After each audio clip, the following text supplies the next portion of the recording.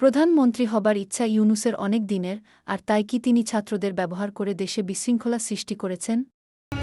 ইউনূস সেই পরিকল্পনা করেছে যেটা সে নিজেই স্বীকার করেছে, যে মেটিকুলাসলি ডিজাইন করে সে শেখ হাসিনাকে ক্ষমতা থেকে হটিয়েছে এবং সে ক্ষমতা পেয়েছে। এখানে কোনো ছাত্র জনতার বিষয় ছিল না, কোনো নেতৃত্ব ছিল না, এবং তার মাস্টার মাইন্ড একজনকে পরিচয় করিয়ে দিল যে তাকে দিয়ে এই ঘটনা ঘটিয়েছে। ডেভিল হান্ট, কে ডেভিল? কাকে খুঁজছে সে? যারা পুলিশকে হত্যা করে, আওয়ামী লীগ নেতাকর্মী হত্যা করে, ছেলেকে না পেলে মাকে হত্যা করে, মাকে গ্রেপ্তার করে, ছোট 10 বছরের বাচ্চার সামনে এবং 3-4 বছরের বাচ্চার সামনে যে বাড়ির মধ্যে তাণ্ডব করে, এমনকি পুলিশ ডিউটি করতে পারে না, তাদের চেকিং করে তারা। তৎকালীন সরকারের প্রধান উপদেষ্টা ডক্টর মোহাম্মদ ইউনূস, তিনি কি সরকারি দায়িত্বে স্থায়ী হতে চাচ্ছেন? মানে উনি কি অনেক দিন ধরে সরকারের বিভিন্ন গুরুত্বপূর্ণ যে দায়িত্বগুলোতে উনি আছেন, এরকম কোনো একটা দায়িত্বে দীর্ঘদিন মন্ত্রক অথবা আমৃত্যু থাকার একটা আকাঙ্ক্ষা মনের মধ্যে লালন করছেন? আপনি হয়তো বলবেন এ ধরনের প্রশ্ন কেন করছি। হ্যাঁ, সেটা আমি ব্যাখ্যাটা দিচ্ছি। বেশ কিছুদিন আগের কথা, ধরেন মাস 3 হবে, যখন বাজার ব্যবস্থা ভালো চলছিল না, মানুষের নানা রকম অভাব অভিযোগ খুব তীব্র হয়ে দেখা দিয়েছিল, তখন আমার সঙ্গে গ্রামীণে দীর্ঘদিন কাজ করেছেন, দীর্ঘদিন ধরে কাজ করেন এমন একজন উচ্চ পর্যায়ের মানে ব্যক্তির সঙ্গে আমার একটু কথা হচ্ছিল। তো আমি বলছিলাম ওনাকে যে যেরকম একটা এলোমেলো অবস্থা দেখছি, এমন কি হতে পারে যে ডক্টর ইউনূস রাগ করে বললেন যে আমি আর এই সমস্ত ঝামেলার মধ্যে নাই, আমি আমার জগতে চলে যাই। উনি কিন্তু প্রায়ই বলতেন যে এটা আমার জগৎ না, আমার জগৎ আরেকটা, আমি সেখানে থাকবো, গবেষণা করব, কথা বলবো, বিভিন্ন দেশে বিদেশে সেমিনারে অংশ নেব, এরকম একটা। তখন উনি আমাকে অবাক করে দিয়ে বললেন, না আপনারা ওনাকে চেনেন না। আমি কিছু মানে উনি বলেছিলেন যে ডক্টর ইউনূসকে আমরা অনেক বছর ধরে চিনি, উনি এমন একজন ব্যক্তি, উনি কখনো ক্ষমতা ছাড়তে চান না। এবং তখন উনি আমাকে মনে করিয়ে দিলেন, ভাবুন তো একটা জিনিস, যে হাসিনার সঙ্গে ডক্টর ইউনূসের যে বীরত্ব, যে মামলা, প্রথম মামলাটা হয়েছিল কি নিয়ে, যে ডক্টর ইউনূস গ্রামীণের এমডি থাকবেন কি থাকবেন না এটা নিয়ে, এবং সুস্পষ্ট আইন ছিল যে গ্রামীণ ব্যাংকের এমডি হবে, সর্বোচ্চ বয়স হতে পারবে 60 বছর, মানে 60 বছরের পর আর কেউ গ্রামীণ ব্যাংকের এমডি থাকতে পারবেন না। এটা সুস্পষ্ট আইন দ্বারা নির্ধারিত, এবং এই আইন মেনেই গ্রামীণ ব্যাংক চলত। 60 বছরের পর ডক্টর ইউনূস 70 বছর পর্যন্ত থেকেছেন। 71 বছর বয়সে আদালতের রায় হয়েছে যে তিনি আর এমডি থাকতে পারবেন না, মানে মামলা হয়েছে এটা নিয়ে। মামলা না হলে উনি আরও থাকতেন, আমৃত্যুই থাকতেন। তার মানে উনি এই পদটা ছাড়তে চান নাই। মামলা রায় হওয়ার পর উনি কিন্তু এটা নিয়ে আপিল করেছেন, উচ্চ আদালতে গেছেন, মানে উনি ছাড়তে চান না, সেখানে উনি হেরেছেন। তারপর ওনাকে, এখন আপনি বলবেন যে ঠিক আছে আওয়ামী লীগের এই আদালত ছিল, অমুক ছিল, সব মানতে রাজি আছি। ভাই 60 বছর আর 71 বছরের পার্থক্যটা তো বুঝি আমরা।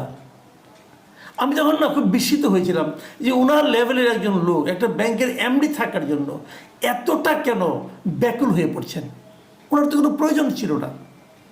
ব্যাখ্যা বুঝিনি, যা হোক এই ব্যাখ্যা শুনলাম, আমি শোনার পর অবাকই হয়েছিলাম যে তাই তো, উনি কিছু ছাড়তে চান না। উনি গ্রামীণ ব্যাংকে থাকার পর অনেকগুলি উনি কিন্তু সহযোগী প্রতিষ্ঠান করেছেন, অমুক ট্রাস্ট তমুক ট্রাস্ট, অনেক কিছু করেছেন। যতগুলিতে করেছেন এর 80%-এর মধ্যে উনি প্রেসিডেন্ট, মানে উনি সভাপতি, উনি প্রধান, উনি চেয়ারম্যান, উনি পদ ধরে রাখতে চান। এটা ওনার স্বভাব।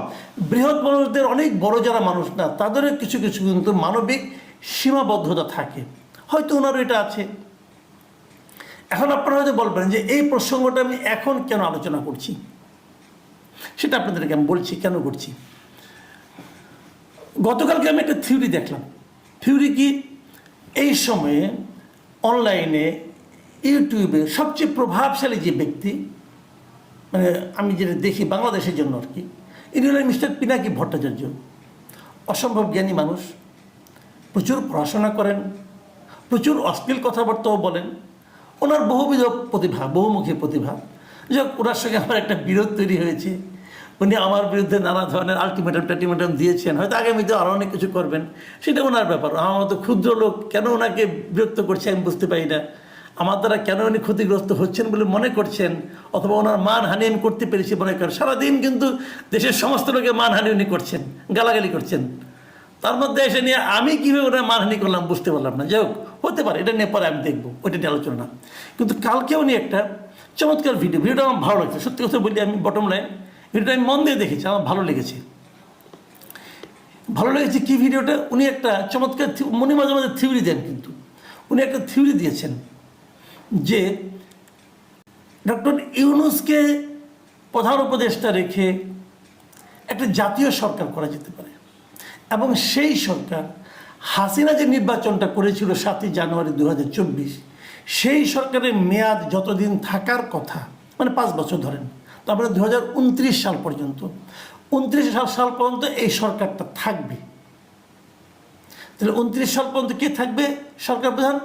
ডক্টর ইউনূস। 29 সাল পর্যন্ত, যদি 29 সাল পর্যন্ত উনি থাকেন, তাহলে যে জিনিসটা হবে, তখন ওইখানে একটা জাতীয় সরকারের মতো হবে, এবং সেই সরকারের উপপ্রধান উপদেষ্টা হবেন তারেক রহমান।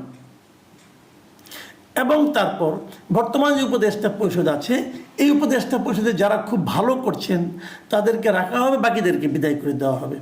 এবং উপদেষ্টা পরিষদে বিভিন্ন পলিটিক্যাল পার্টির প্রতিনিধিরা ঢুকবে, কেবল আওয়ামী লীগ এবং ওই ফ্যাসিবাদী যারা দোষর ছিল তারা বাদ দিয়ে ঢুকবে।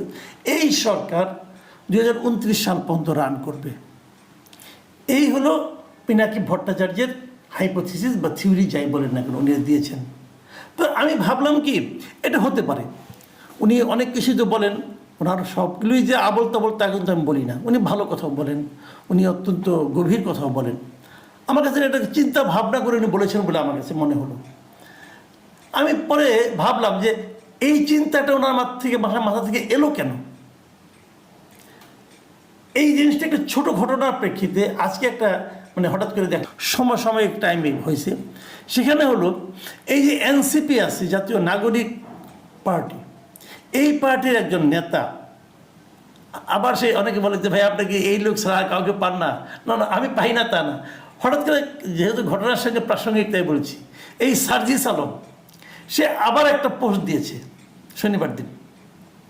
সেই পোস্টে উনি কী বলেছেন, সেই পোস্টে উনি বলেছেন, আজকে উনি পোস্ট দিয়েছেন, সেই পোস্টে উনি বলেছেন, আমি আপনাদের হুবহু পড়ে শোনাই। প্রফেসর ডক্টর মোহাম্মদ ইউনূসের মতো একজন স্টেটম্যানকে 5 বছরের জন্য বাংলাদেশের একটি নির্বাচিত সরকারের প্রধানমন্ত্রী হিসাবে পাওয়ার আকাঙ্ক্ষা আমার আজীবন থাকবে।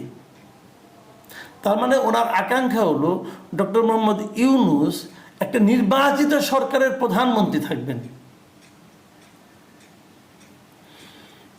এইরকম একটা আকাঙ্ক্ষা সার্জিস আলমের আজীবন থাকবে।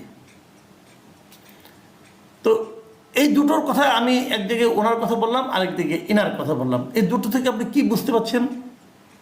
দুজনেই একটা কথা বলতে চাচ্ছেন, সেটা হলো ডক্টর মোহাম্মদ ইউনূস আরও বেশি দিন রাষ্ট্র ক্ষমতায় থাকুন। এটা নিয়ে আমার কোনো আপত্তি নাই, থাকতেই পারেন। এটা নিয়ে আমার দুঃখ পাওয়ার কিছু নাই, আনন্দিত হওয়ার কিছু নাই, উনি থাকতেই পারেন।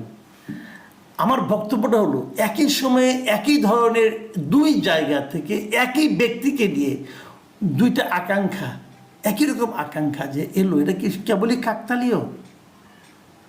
আমার কিন্তু তা মনে হয় না। আমার কেন যেন মনে হয় দুজনই এই ব্যাপারে এই ধরনের আকাঙ্ক্ষা প্রকাশের আগে ডক্টর ইউনূসের সঙ্গে কথা বলে নিয়েছেন। এখন আপনি তো বলবেন উনি কিভাবে থাকবেন, উনি তো কোনো পার্টি করেন নাই। এটাও কিন্তু আমি মনে করি ঠিক না। উনি পার্টি করেছেন। এই ছাত্রদের যে দলটা, এটা ওনার পার্টি। উনি মানুন অথবা উনি বলুন অথবা না বলুন, যাই করুন, আমি মনে করি এটা ওনার পার্টি। কেন মনে করি সেটাও বলি। এদেরকে উনি উৎসাহ দিয়ে পার্টিটা করিয়েছেন, এবং এই পার্টির নামকরণটাও উনি যে আগে একটা পার্টি করতে চেয়েছিলেন, যেটা মিসক্যারেজ হয়ে গিয়েছিল অনেক আগে, সেই পার্টির নামের সঙ্গে এই পার্টির নামের অনেক মিল আছে। তো যাই হোক, তো উনি এই পার্টিটা, আমি মনে করি এই পার্টির সঙ্গে ওনার একটা খুব ভালো সম্পর্ক আছে বলেই এই পার্টির নেতারা বিভিন্ন জায়গায়, দেশের বিভিন্ন জায়গায় যখন যান, তখন সরকারি পার্টির যে বাহাদুরি, যে পাওয়ার, যে এটা তো এক্সারসাইজ করতে পারেন অবাধে, প্রশাসনও তাদেরকে সেটা করতে দেয়। এবং এই ছাত্রদের দুজন প্রতিনিধি সরকারের মধ্যেও আছেন। তো সব মিলে এটা মনে করি ওনার পার্টি। তাহলে বলবেন যে উনি তো ইলেকশন না করলে উনি কীভাবে প্রধানমন্ত্রী হবেন, সেটাও হতে পারেন, কোনো সমস্যা নেই। যদি ইলেকশনে কোনোভাবে এদেরকে পাশ করিয়ে আনা যায়, তো ডক্টর ইউনূসকে প্রধানমন্ত্রী বানানোই যাবে। বলবেন তো উনি তো ইলেক্টেড না, হ্যাঁ, তারপরে উনি একটা উপনির্বাচন দিয়ে ইলেক্টেড হয়ে যাবেন। চাইলে সবই হয়। আমার এটাই মনে হচ্ছে সে ধরনের একটা লক্ষ্যের দিকে হয়তো উনি যাচ্ছেন। অথবা এমনও হতে পারে উনি হয়তো একটা অ্যারেঞ্জমেন্টে যাবেন সবার সঙ্গে, যে পরবর্তী সময়ে যারাই নির্বাচিত হন না কেন তাদের সঙ্গে বলবেন যে তোমরা নির্বাচিত হলে ডক্টর ইউনূসকে প্রেসিডেন্ট বানাও। তাও হতে পারে। এটা আমরা আগেও দেখেছি, আওয়ামী লীগ তো শাহাবুদ্দিন আহমেদকে প্রেসিডেন্ট বানিয়েছিল।